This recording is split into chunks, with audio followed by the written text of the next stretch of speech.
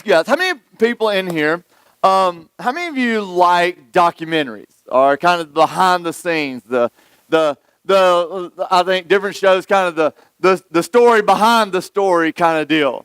I love it. I love documentaries. I say that, and you could ask me, have you seen? I'll be like, nah, I get to watch one about every 8 or 9 months if I just happen to be staying up way late and everybody else went to bed. Because my family does not get into it. They don't enjoy it. But you give me black and white, and you give me what's boring to a lot of society, and I can hang with it. It's just cool to me. I love it. I love it. And but I do love to discover the behind-the-scenes things. I love to discover the story behind the story. And how many of you realize, you know what, the more we discover about the inside view of things, the more amazing the details can be. I mean, like, everybody right now in here, most people anyway, except for a few standing, you are in a seat with a cushion. Who in the world was a genius that thought of putting a cushion on wood back in the day? You know, I mean, there's a story in there somewhere. And did you realize that, to kind of connect the dots, if you've got a band or a company you buy from or something like that, do you realize the average claim to fame, the average, whether it's music industry, TV industry, whatever, or is some kind of company, do you realize the average quote-unquote overnight success is 15 years in the making? 15 years. And not 15 years of dreaming and not 15 years of, oh, I want to be awesome, but 15 years of in the grind, day to day, like, are we going to make it or not? And then all of a sudden it's like right place, right time, and things explode. I love, some of my guys will love this. My guys, there's a beautiful blue and red can out there that we all know about. If you've ever been really frustrated and you've been under a car, rust in your eyes kind of thing, and you thought, I know what to do. And you get out the beautiful WD-40 and squirt it on it. And you know, there's a guy named Norm Larson who came up with that.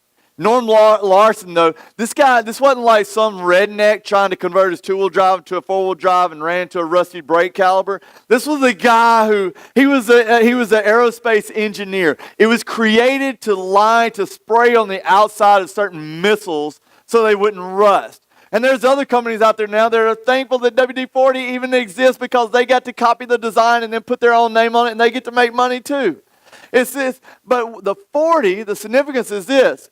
This man who is genius, who is figuring stuff out, this is NASA level kind of stuff, and it was after 39 failures, he finally got it. And so where comes the number, in case you did not know, where comes the number 40? Water distribution 40. 40 attempts was the final success. I love behind-the-scenes stories. It makes me feel good when I spray WD-40 on something now.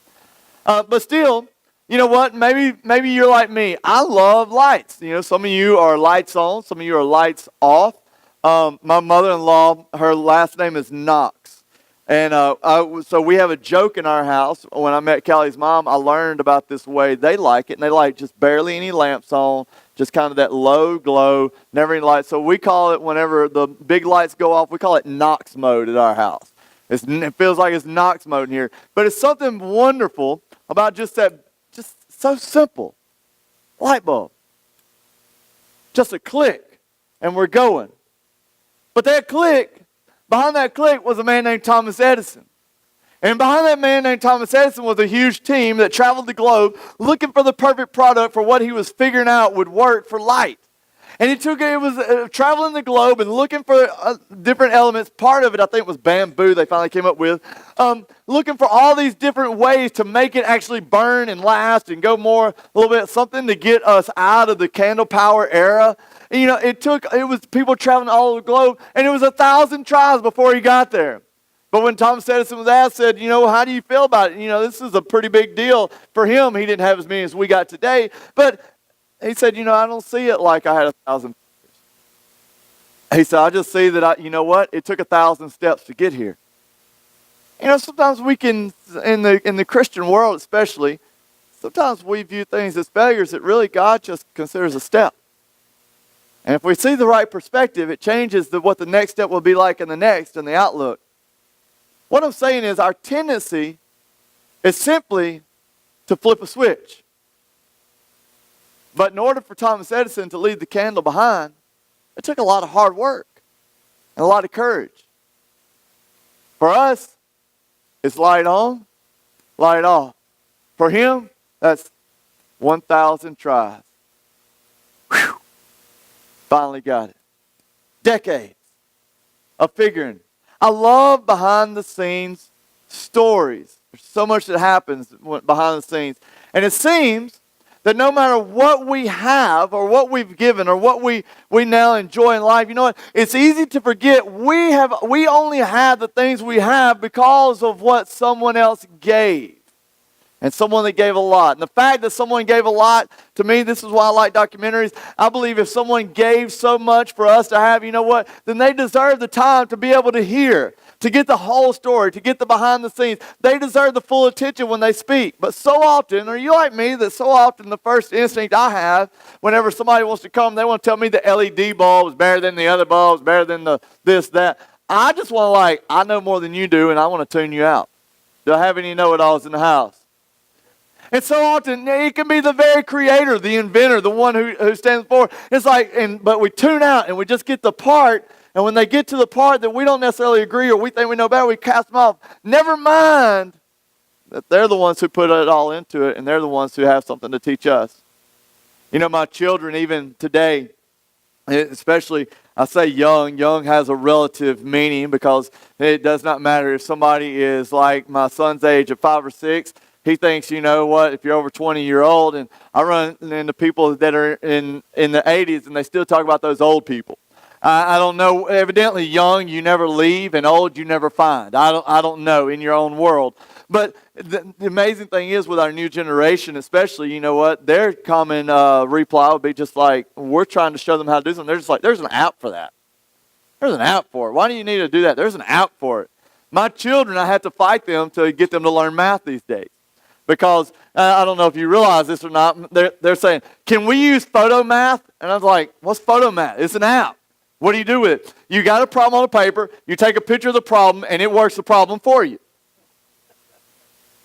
If I would have had that, I would have been a math genius in the 6th grade. You know, and I had to no, because why? Because you know what? Photo math may get them through this problem, but they're going to have a problem somewhere where the battery's going to be dead and they're going to need to know how to really work through something, and they're not going to know how to do it because photo math isn't there. You know, I think the person who's teaching something has something that we need to listen to. What I'm saying is, are we really all that great at seeing the big story? I have people that tell me today, you're still using algebra you learned. I hadn't figured out how I'm using it yet. But there are people that swear that if I wouldn't have had it, there's things I wouldn't know how to do today. We tend to see, what I'm saying is just a moment. We tend to see a moment, and yet, you know what? We can make the most lifelong, self-destructive assumptions based on a moment. My kids can learn to use photo math, but if they can't read a speedometer, what's it going to do them? And the people of Jesus' day, they were no different. That like us today, their tendency was to only see or hear the parts, which is usually the parts that we pick, that we like. And it's easy to see what I want to see when I fail to realize that, you know what, someone else gave far more for what I've received. It's easy to see only what I want to see when I have no regard for the one who gave. A weekly exercise of mine is meeting with a couple of guys, particularly one guy, sometimes a couple of guys, different times. Some are 1 week, some are 1 month, different schedules. And I'll just tell you, if you throw junk up in front of me, I tell other people. Too bad. It didn't go any further, but you know, I will never share it in here. But there are a couple of direct locations it goes to, and I may or may not use your name, just depending on how mad I am. No, I'm kidding. But what I will do is I will, you know what? Sometimes I have to work through things. Sometimes it's my own. Sometimes it's problems people bring to me. Just like everybody in humanity. And so what I will do is I've got a couple people, and if it's real serious, I will text them and say, hey, I need to run some things by you. Call me when you can. And we'll set it up. But if it's not real serious, we'll just wait a few days.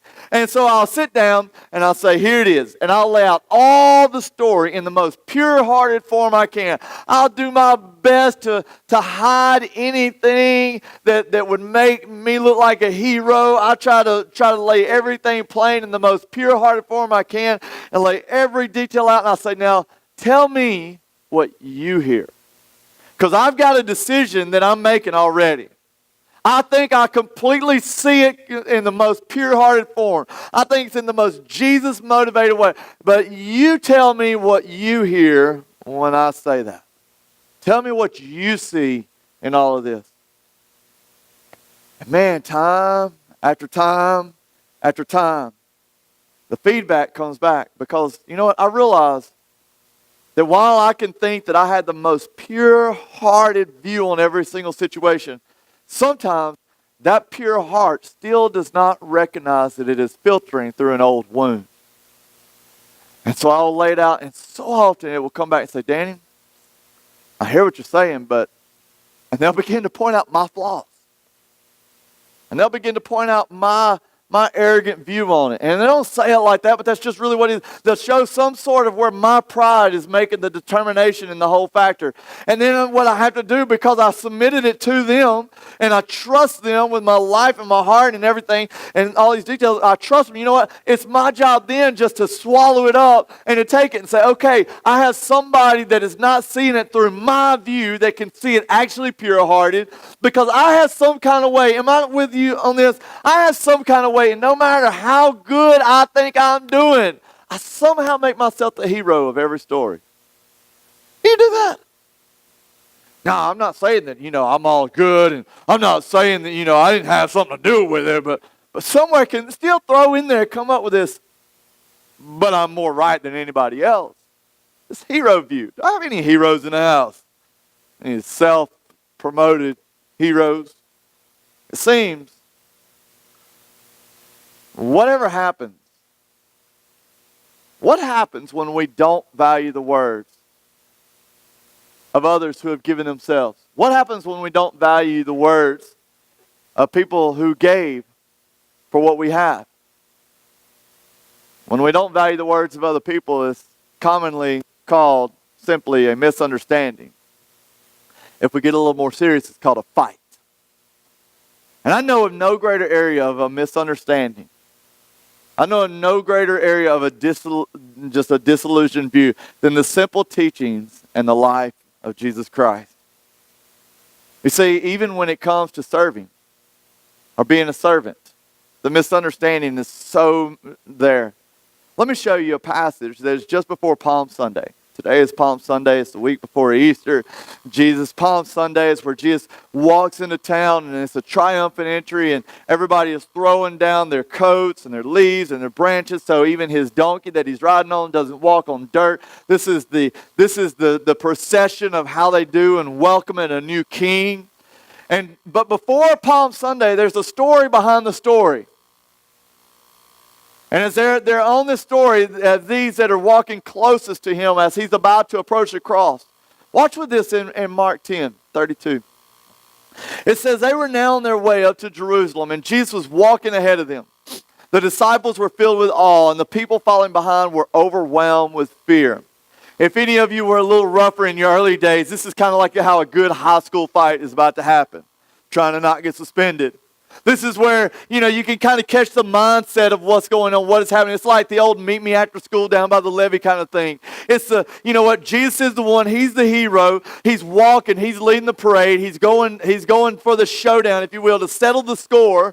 And Jesus, as he's heading here, he's got his closest boys that are right behind him like, yeah, ain't nobody going to get in. We're going to make sure of this. We got your back. And then he's got those that other crowd that's a little bit larger coming behind, partly coming to watch, but partly also coming because, man, Jesus is a great guy. Nobody should mess with Jesus. Jesus don't mess with nobody. He don't cause no problems. We're not going to let anybody push him around. But yet they're scared, and they're like, we're hoping nothing happens, though. But we're here to cheer you on. They're here to support. And Jesus is walking with confidence. The disciples are entering with great anticipation.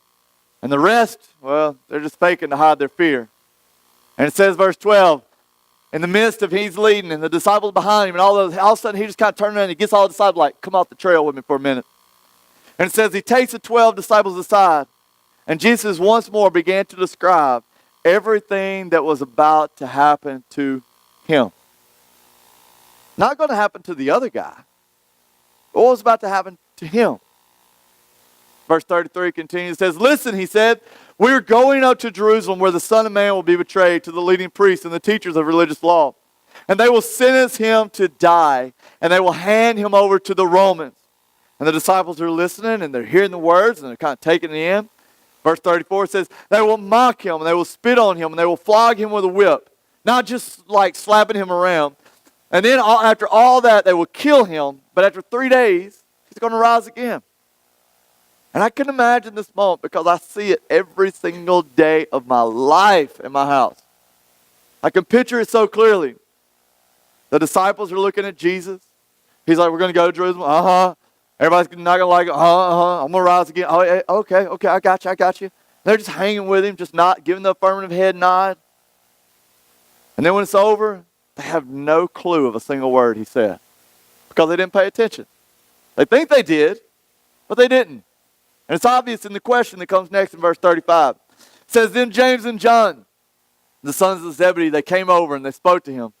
Teacher, they said, we want you to do us a favor. Let me have you. If you ever question the love of God, if you ever question the love of Jesus, you got to see this.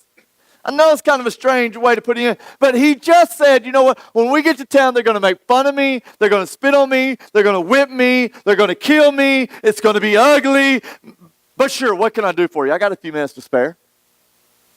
How can I help you today? I got a little time.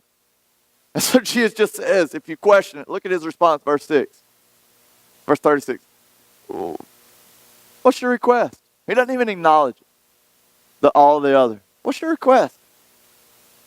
And when I see that question, my parent response kicks in. When I see that question, I'm visualizing it coming through my children. And I'm going, did you just hear anything I told you? Did you get... You're bringing me back a shampoo bottle. We're leaving somewhere. I said go make your bed before we leave.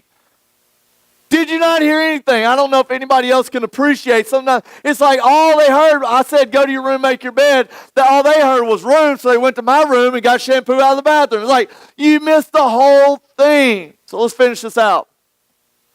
Through verse 45, here we go. Starting 37. Sorry, I don't have this one written down. It says, they replied, when you sit on your glorious throne, we want to sit in the places of honor next to you, one on your right and the other on your left. But Jesus said to them, you don't know what you're asking. Are you able to drink from the bitter cup of suffering I'm about to drink? Are you able to be baptized? The baptism of suffering I'm about to be baptized with. Oh yeah, they replied, we are able.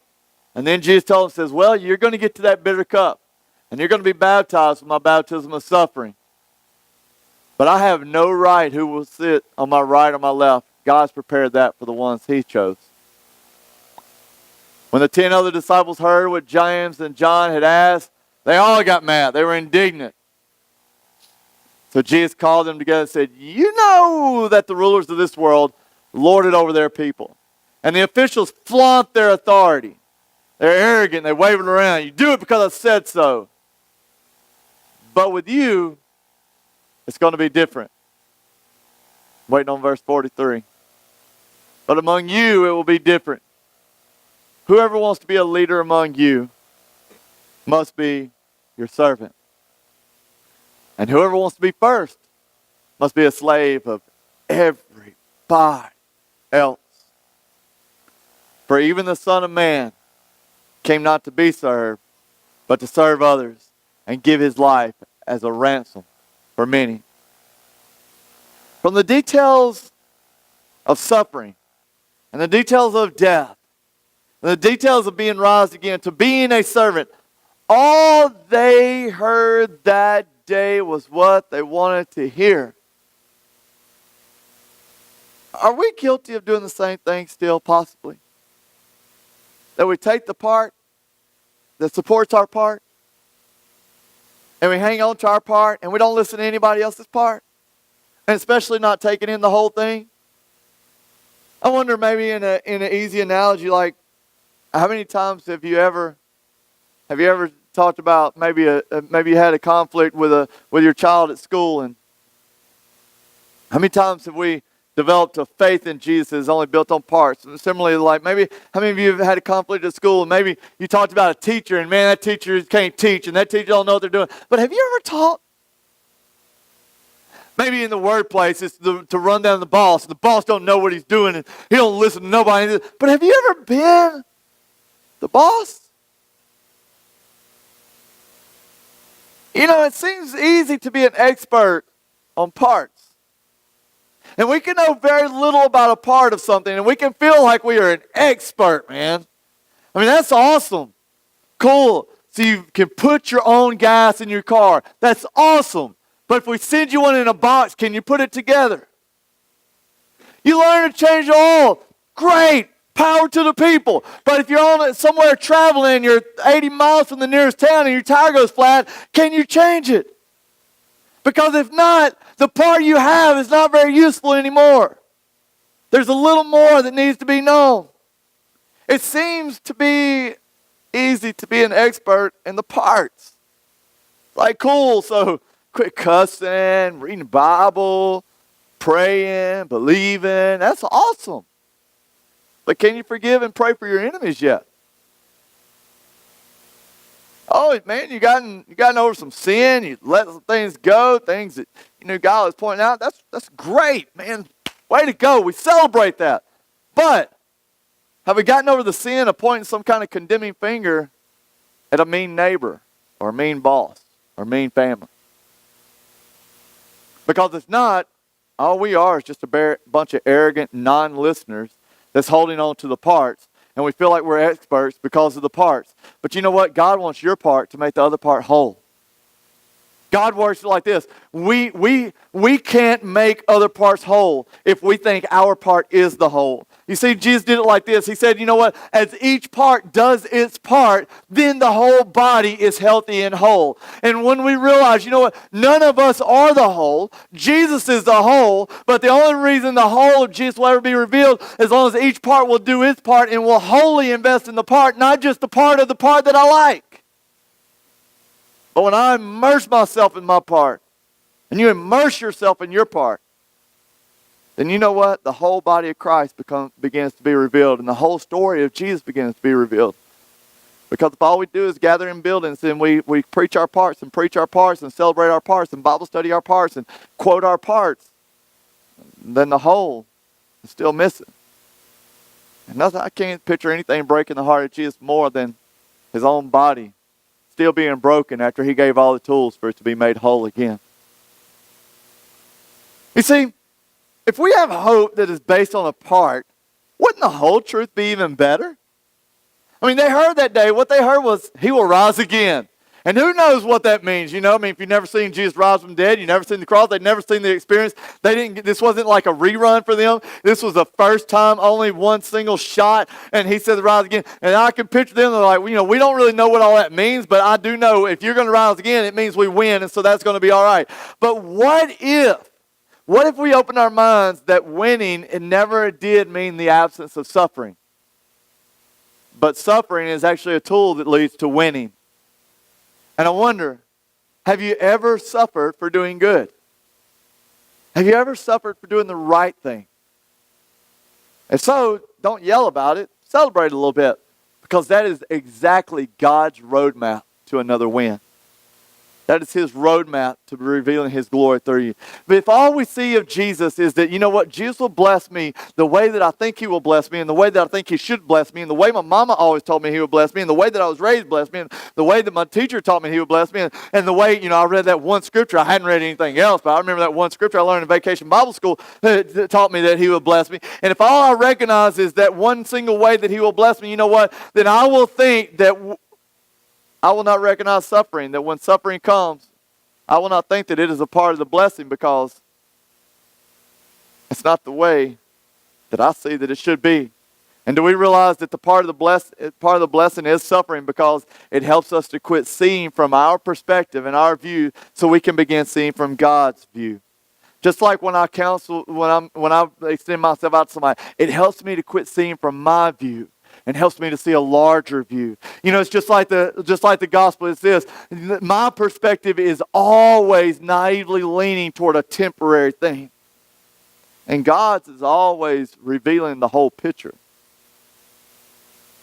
I see in part, but He is using every detail of the parts we see to create a whole picture if we'll continue to follow the journey.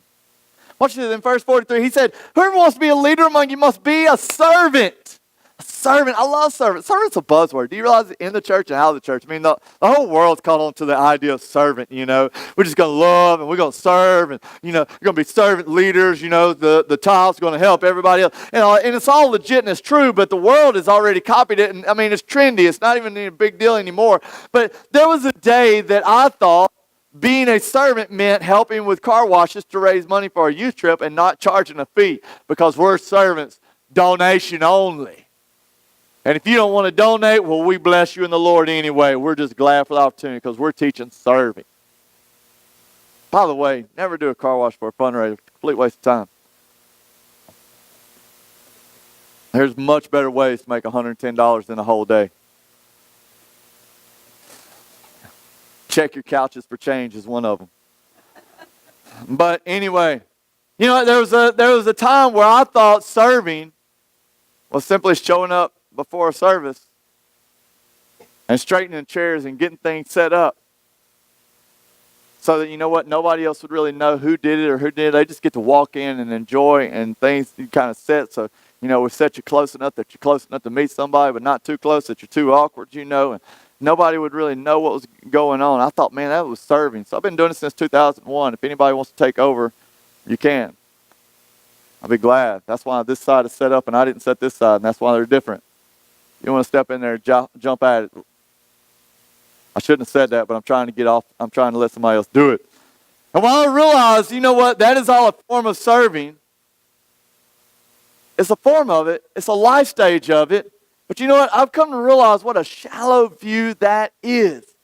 Because it's popular to see those kind of things, the physical things, as like the grand aha, like the grand moment, man. I have arrived with Jesus. My heart is humble. I will serve anyone. I am blessing anyone I can. I will push your cart for you and bag your groceries and load them up. How else can I help you? And it's great to see all that. But you know what? It's popular to see those things as like the big aha moment. I have let myself go and I have overcome my pride and I'm not looking for anything in return. But the concept of serving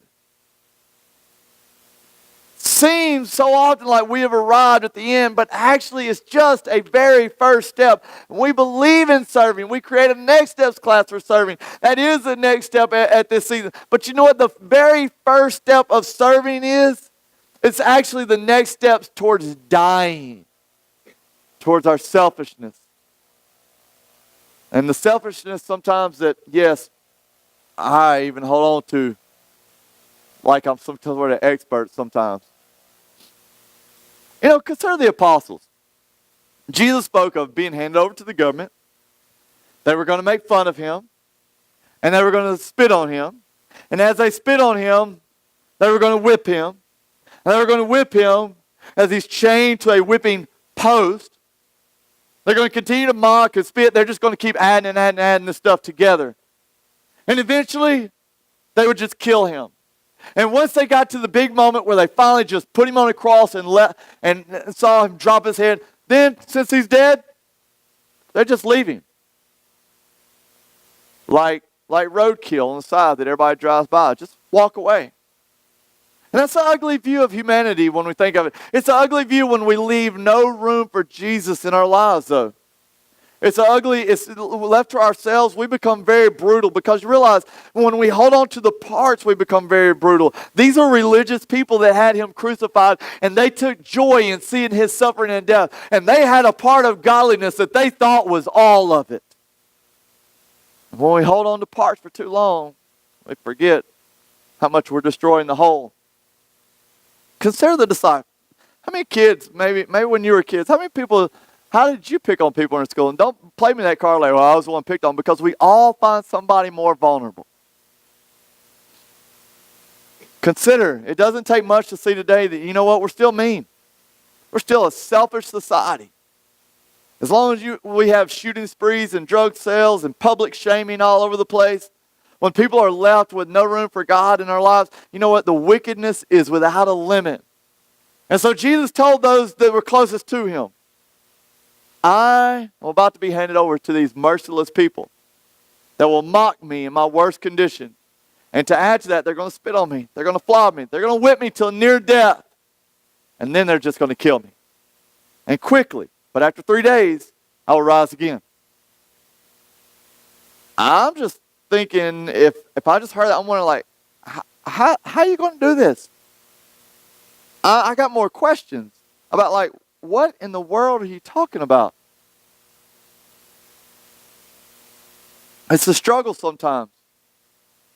It's the struggle within our diversity is the decision to not allow selective hearing to be the decision point of our lives. To hear what I want to hear and reject what I don't want to hear. So what does Jesus say every time? Every time they felt that desire to be first, that desire to say, well, what about me? You know, instead of going like, what are you talking about, Jesus? They're like, hey, let me interrupt you with a question. What you going to do for me, sir? And what does Jesus say about every time that I feel the desire to be first, every time I feel the desire to prove I'm right, every time I feel the desire that I deserve to be blessed like James and John did? He says, well, among you it's going to be different. Well, how's it going to be different? What do you mean different? Well, the way of the kingdom is different. The kingdom of God is different. Because the kingdom has peace.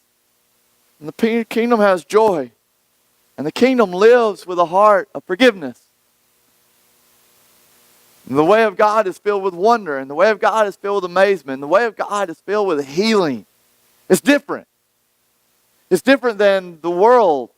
The way of the world is frustration. The way of the world is anger. The way of the world is turmoil. I don't know if you ever get caught sometimes. I feel like sometimes I get caught in this little in between the line. And sometimes Callie will ask me, she's like, what's wrong? I was like, I'm working through it. Which means, and she'll ask, and she'll say, what do you mean? I said, well, I really want to be mad right now. But I really don't want to be mad right now. I really want to be very angry. I really don't want to be very angry. I have this part that wants to, I just want to see the part that makes my part look right. I want to ignore that hole for a minute. But there's enough Holy Spirit that's there saying, I'm not going to let you I'm not just going to leave you to only see your part. You've got to see the whole. And the whole is, for you, is different. If you wanted some validation, then put yourself at the bottom. And I know that bottom has peace. And that bottom has joy. And that elevating of myself has pride and anger and division. Anybody else ever get caught in the middle? That complexity between who I used to be and who I'm becoming. That complexity between who I used to be and who Jesus says I am. And having to and choosing to surrender that I'm not who I used to be, I am who He says I am. And so when the old feelings rise up, the old feelings, I remember where the old feelings took me. The old feelings took me to after school engagements. But who I am produces peace and produces joy and produces healing. And God has this awesome way that when we embrace His way, it does not only stay within us, it leaks outside to all that are around us and brings that same wonder and amazement and healing. He says, with you it's going to be different. Consider this. Jesus says, it's going to be different. To be a leader, be a servant. Well, I served coffee, straightened chairs, okay. Verse 44 comes on, is like, you want some celebration? That's awesome. Go be everybody's slave. Like, but even, yeah. But what about, yeah, them too. Everybody, you don't, yeah, them too. Consider this. What attracted you? Think about this. What attracted you to Jesus to begin with? What attracted you to be in Cornerstone Church at 12:07 on a Sunday morning? What attracted you to hang with? The part that no matter the details, I bet somewhere in there, it's the part that no matter the details, a man put himself and put his desires aside for others. And the part that Jesus served man and served mankind to the point that mankind killed Jesus because according to the part they dwelt on, it was what they should do and he should die. And yet all the way up into his death, he continued to say, I got a few more minutes. What can I do for you? So on the cross, the thief says, I know we're both in a lot of pain, and this ain't going good for any of us. But I got a request. Will you remember me today in paradise? Got you on that one. Even to the death.